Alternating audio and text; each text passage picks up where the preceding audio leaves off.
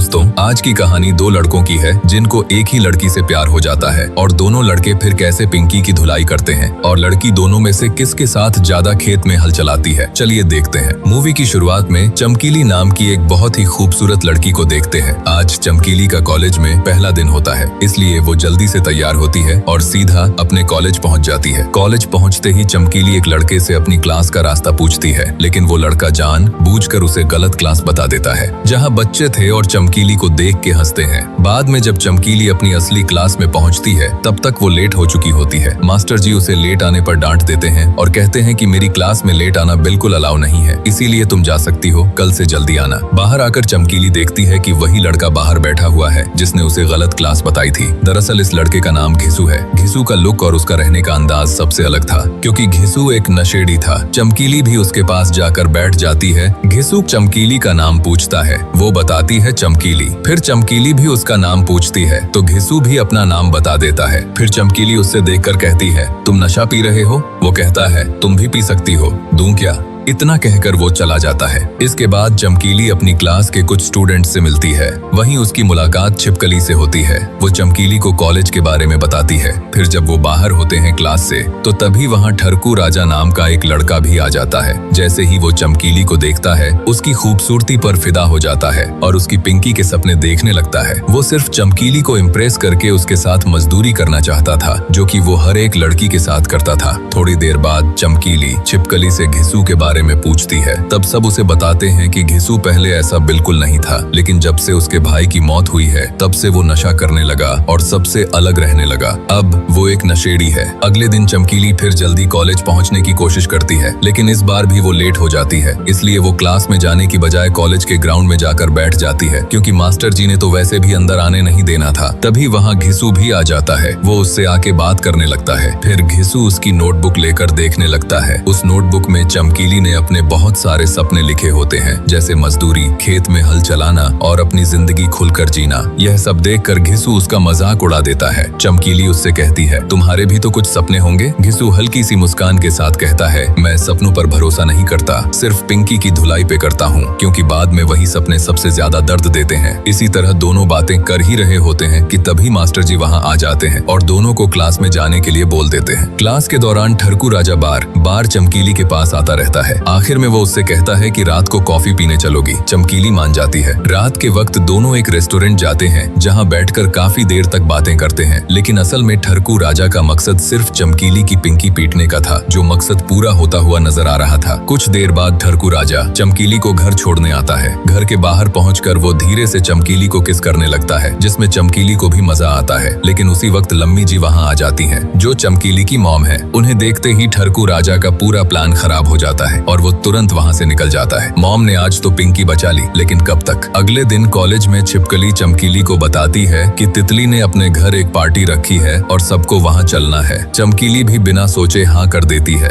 क्योंकि वहाँ ठरकू राजा भी आने वाला था। क्लास में चमकीली घिसू के पास बैठ जाती है और उसके साथ बात करने लगती है। वो कहती है, क्या बना रहे हो? वो कहता है कि तरबूज बना रहा हूँ। फिर वो कहता है, मजाक कर रहा हूँ। इसके बाद सब लोग तितली के घर पार्टी में पहुँचते हैं। पार्टी शुरू होते ही ठरकू राजा चमकीली को छोड़कर अपने दोस्तों के साथ एंजॉय करने लगता है। चमकीली भी अपनी फ्रेंड्स के साथ बातें करती रहती है, लेकिन कुछ ही देर बाद छिपकली को भी एक लड़का मिल जाता है और वो उसके साथ बिजी हो जाती है। वो जेडी होता है, म्यूजिक वाला। अब चमकीली ड्रिंक लेने जाती है, तभी अचानक ठरकू राजा तेज कदमों से आता है और जानबूझकर अपनी ड्रिंक चमकीली की ड्रेस पर गिरा देता है ताकि उसको रूम में ले जा सके। इससे उसकी ड्रेस पूरी तरह खराब हो जाती है। फिर वो चमकीली से कहता है कि वॉशरूम में जाकर ड्रेस साफ कर लो। चमकीली वॉशरूम की तरफ चली जाती है और वो भी उसके साथ ही जाता है, लेकिन वॉशरूम के पास ही ठरकू राजा उसको रोक लेता है और चमकीली को पकड़कर उसको फिर से किस करने लगता है। चमकीली को बहुत मजा आता है और गुफा में सुनामी आ जाती है, लेकिन तभी वहाँ अचानक घिसू आ जाता है। घिसू को देखते ही ठरकू राजा तुरंत चमकीली को छोड़ देता है, जबकि चमकीली जल्दी से वॉशरूम के अंदर चली जाती है। ठरकू राजा को गुस्सा आता है, क्योंकि घिसू ने उसका पूरा प्लान बिगाड़ दिया था, लेकिन वो उस वक्त कुछ नहीं बोलता और चुपचाप वहाँ से निकल जाता है, भीगी बिल्ली की तरह। कुछ देर बाद जब चमकीली वॉशरूम से बाहर आती है तब घिसू उसे समझाता है कि ठरकू राजा से जितना हो सके दूर रहना, वो सिर्फ मजदूरी करना चाहता है और कुछ नहीं। लेकिन चमकीली उसकी बात को इतनी सीरियसली नहीं लेती। घिसू देखता है कि चमकीली की ड्रेस अभी भी खराब है, इसलिए वो बिना कुछ सोचे अपनी शर्ट उतारकर चमकीली को दे देता है ताकि वो उसे पहन सके।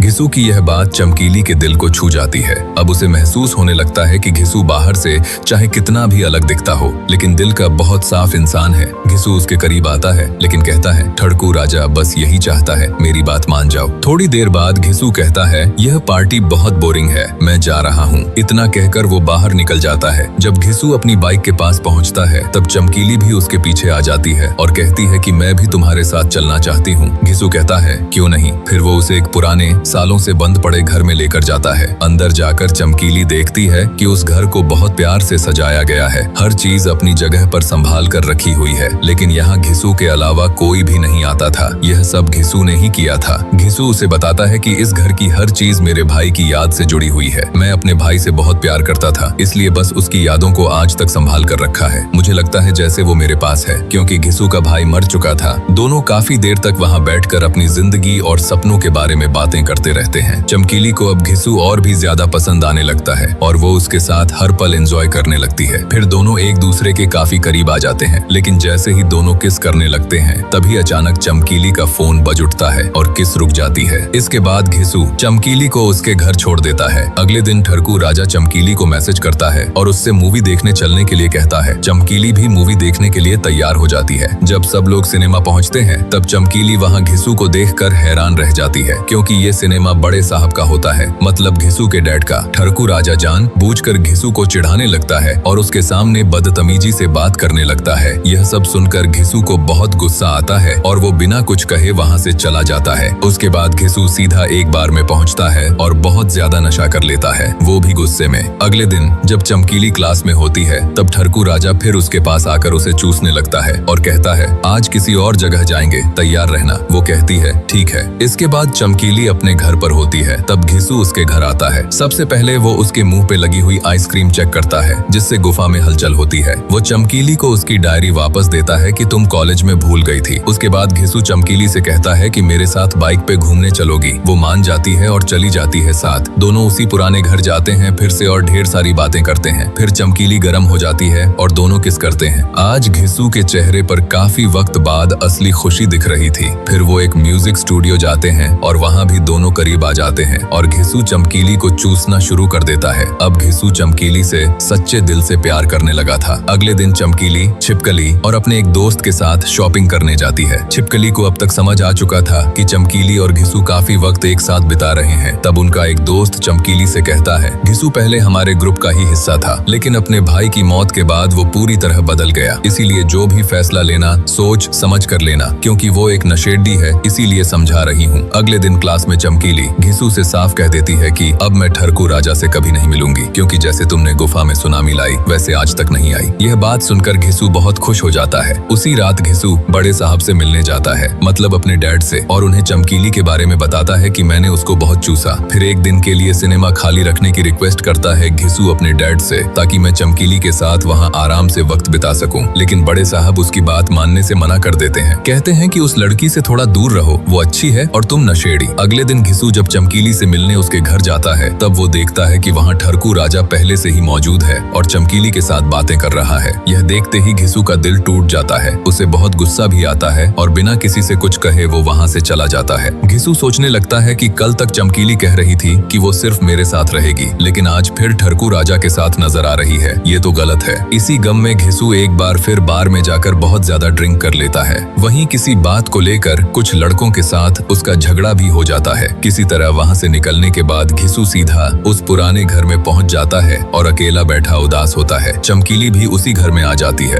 घिसू उसे वहाँ से चले जाने के लिए कहता है, लेकिन चमकीली उसके पास बैठ जाती है। घिसू उदास होकर कहता है, मैं बहुत बुरा इंसान हूँ, मैं तुम्हें कभी खुश नहीं रख पाऊंगा। तुम ठरकू राजा के साथ ही ज्यादा खुश रहोगी। लेकिन चमकीली उसकी एक भी बात नहीं मानती। वो घिसू का हाथ पकड़कर कहती है, मुझे सिर्फ तुम्हारे साथ रहना है। यह सुनकर दोनों के बीच की सारी गलतफहमियां खत्म हो जाती हैं और वो एक बार फिर साथ आ जाते हैं। घिसू और चमकीली के बीच अब सब कुछ ठीक हो चुका था। घिसू ने फैसला कर लिया था कि वो हर हाल में चमकीली के सारे सपने पूरे करेगा। इसके बाद बाद वो एक एक करके चमकीली की विश लिस्ट पूरी करने लगता है। दोनों साथ में बहुत सारा वक्त बिताते हैं, नए नए काम करते हैं और अपनी जिंदगी के हर पल को खुलकर एंजॉय करने लगते हैं, जैसे दोनों ने अब मर जाना है। एक दिन कॉलेज में चमकीली की मुलाकात फिर ठरकू राजा से होती है। चमकीली उसे साफ साफ कह देती है कि अब मैं तुमसे कोई रिश्ता नहीं रखना चाहती, क्योंकि अब मैं सिर्फ घिसू से प्यार करती हूँ और अपनी बुलबुल के मजे भी उसी को ही दूंगी। लेकिन ठरकू राजा उसकी बात मानने को तैयार नहीं होता।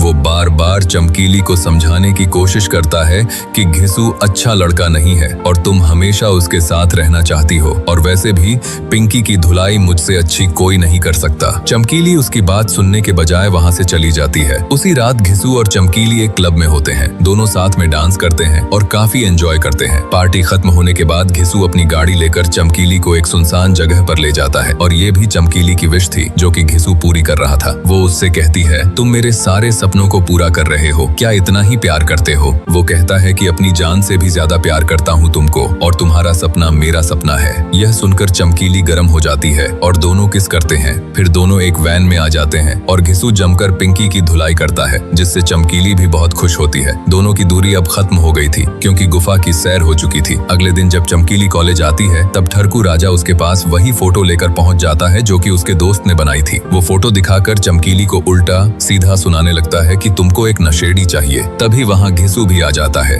घिसू जब चमकीली को लेकर वहाँ से जाने लगता है, तब ठरकू राजा उसके बारे में भी बहुत बुरी बातें बोलता है। वो कहता है कि घिसू एक नशेड़ी है और उसी की वजह से उसके भाई की मौत हुई थी। यह बात सुनते ही घिसू अपना गुस्सा कंट्रोल नहीं कर पाता और ठरकू राजा को बुरी तरह पीटने लगता है। चमकीली जब घिसू को रोकने की कोशिश करती है, तब गुस्से में घिसू उसे भी धक्का दे देता है। धक्का लगने की वजह से चमकीली को चोट लग जाती है और इसी एक पल में उन दोनों के बीच फिर से दूरियां आ जाती हैं कि शायद घिसू अच्छा नहीं है, मैं गलत हूँ। अगले दिन घिसू चमकीली के घर जाकर उससे माफी मांगता है, लेकिन चमकीली उसकी एक भी बात नहीं सुनती और घर के अंदर चली जाती है। अब घिसू पूरी तरह टूट चुका था और फिर से नशा करने लगता है। वो चमकीली को याद करता है और दर्द भूलने के लिए नशा करता है, और नशा करते हुए गिर जाता है और उसके सिगरेट की वजह से आग लग जाती है और वो बेहोश हो जाता है। उसे लगता था कि चमकीली ही उसकी जिंदगी जीने की वजह थी और अब वो भी उससे दूर हो गई है। अगले दिन चमकीली जब कॉलेज में बैठी होती है, तब उसका एक दोस्त उसके पास आता है। वो चमकीली को समझाता है कि घिसू दिल का बुरा इंसान नहीं है,